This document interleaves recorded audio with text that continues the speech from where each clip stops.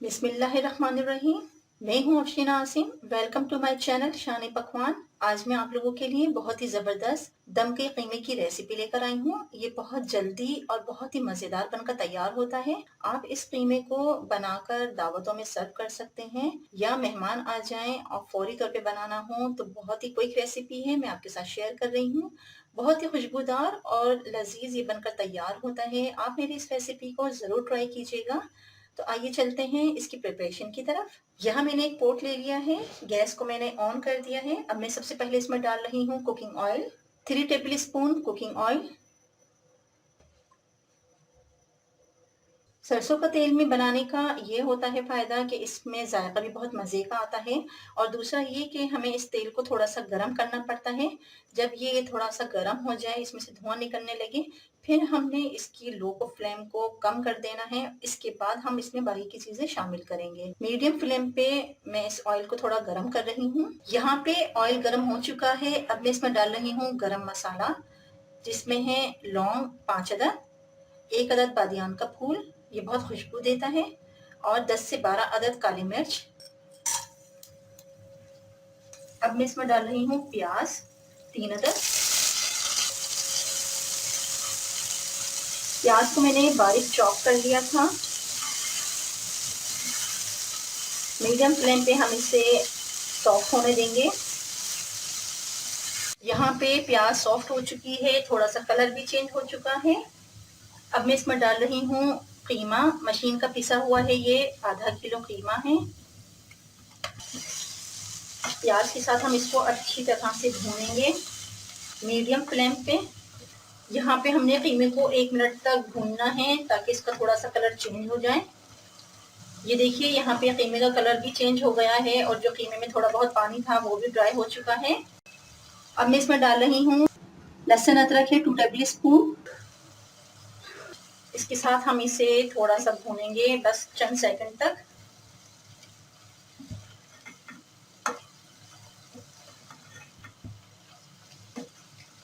यहाँ मैं आपको एक जल्दी से टिप देती चलूँ कि जब हमने बीफ या कीमा बनाना हो या मटन बनाना हो तो इसमें हमें भूनते हुए सबसे पहले अगर हमने लहसुन अदरक का पेस्ट या लहसुन अदरक हमने शामिल किया है तो इसमें जो हीट होती है बीफ या मटन की, उसकी स्मेल दूर हो जाती है और ये बहुत अच्छे से फ्राई भी हो जाता है। अब हम इसमें बाकी के इंग्रेडिएंट्स भी शामिल कर लेते हैं। 1 टेबल स्पून कश्मीरी लाल मिर्च का पाउडर, पिसी हुई हल्दी 1 टीस्पून, पिसी हुई लाल मिर्च, धनिया पाउडर 1 टेबल स्पून, दही 1 कप। ये डाल के हम अच्छी तरह से इसको फ्राई करेंगे मीडियम फ्लेम पे। कीमे को हम सब मसालों के साथ अच्छी तरह से भूनेंगे। बहुत जल्दी ये कीमा बनकर तैयार हो जाता है और बहुत जल्दी ये गल भी जाता है क्योंकि मशीन का कीमा है। देखिए यहाँ पे ये बहुत अच्छे से भून रहा है। अब यहाँ पे मैं इसको कवर कर रही हूँ 10 मिनट के लिए। 10 मिनट में इसको लो फ्लेम पे रखूंगी। इसके बाद मैं आपको दिखाती हूँ इसमें अब क्या क्या चीजें शामिल होंगी। यहाँ पे 10 मिनट हो चुके हैं। अब हम चेक कर लेते हैं। ये देखिए बहुत ही जबरदस्त ये दही के पानी में बहुत अच्छा से ये पक रहा है। इसमें हमने पानी का इस्तेमाल नहीं किया था, दही का अपना ही पानी बहुत होता है इसको गलाने के लिए। इसमें मैंने नमक अभी शामिल नहीं किया था। अब इस स्टेज पे मैं इसमें डाल रही हूँ नमक 1 टेबल स्पून। नमक का हिसाब आप अपने जायके के मुताबिक कम या ज्यादा कर सकते हैं। अब इसमें जा रहे हैं वो तमाम खुशबू के मसाले जो इसको मजीद रिच और मजेदार बनाएंगे। इसमें मैं डाल रही हूँ 2 टेबल स्पून पिसा हुआ खोपरा, 1 टेबल स्पून पिसी हुई सौंफ,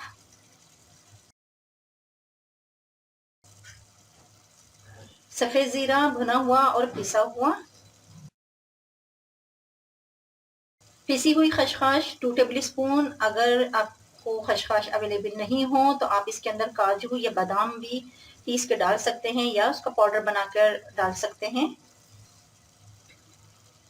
अब इसको हम अच्छे से भूनेंगे खूब अच्छी तरह से इन तमाम मसालों के साथ। मीडियम फ्लेम पे हमें इसको भूनना है ताकि दही का पानी थोड़ा खुश्क हो जाए।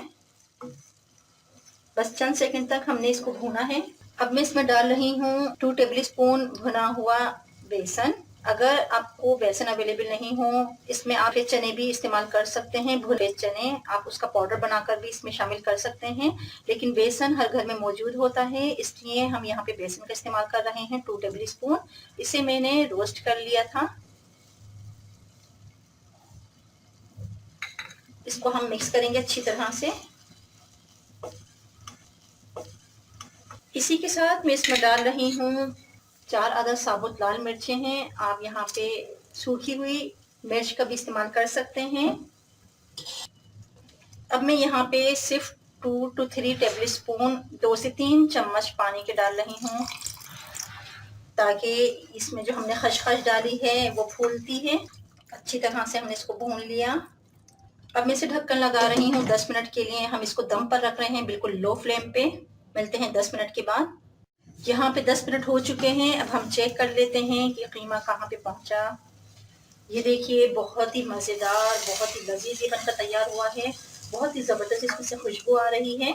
अब इसमें हम लास्ट में और खुशबू का मसाला ऐड कर लेते हैं।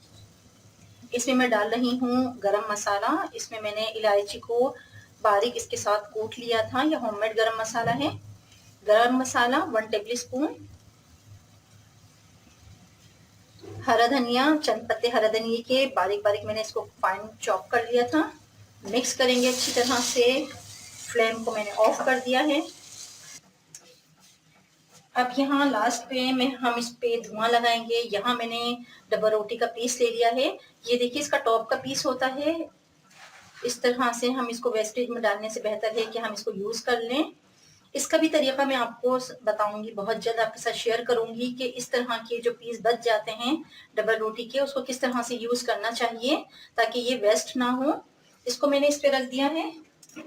अब यहाँ पे मैंने लिया है एक कोयला। इसको मैंने खौला लिया था, बहुत अच्छी तरह से ये गर्म हो चुका है।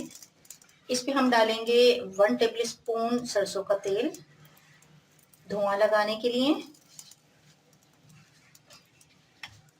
बहुत ज़बरदस्त इसमें स्टीम बन चुकी है। अब हम इसको दम पर रख रहे हैं 5 से 7 मिनट तक के लिए। मैंने गैस का फ्लेम ऑफ कर दिया है। बगैर गैस के फ्लेम ऑन किए हुए हमने इसको दम पर रखना है, ताकि कीमे में बहुत अच्छे से इसकी खुशबू महक इसमें बस जाए। मिलते हैं 7 मिनट के बाद। अब यहाँ पे हम इसका ढक्कन हटाकर देख लेते हैं। बहुत ज़बरदस्त इसमें स्टीम हो चुकी है। इसे हम रिमूव कर देते हैं।